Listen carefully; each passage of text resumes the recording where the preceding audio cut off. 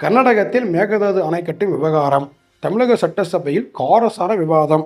நமது இசைவு இல்லாமல் ஒரு செங்கல் கூட எடுத்து வைக்க முடியாது, அமைச்சர் உறுதி. பிரதமர் மோடி தமிழகத்தில் 2 நாள் சுற்றுப்பயணம். முழு பயண விவரம் வெளியீடு. சென்னை மெரினாவில் கருணாநிதி நினைவிடம் 26ஆம் தேதி திறப்பு.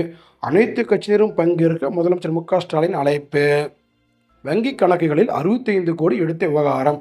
தேர்தலில் போட்டியிட முடியாதவாறு கட்சியை முடக்க சதி. மத்திய அரசு மீது காங்கிரஸ் குற்றச்சாட்டு. ஹரியானா போலீசாருடன் நடந்த மோதலில் பலி. விவசாய மரணம் தொடர்பாக கொலை வழக்கு பதிய வேண்டும். விவசாய சங்க தலைவர் வலியுறுத்தல்.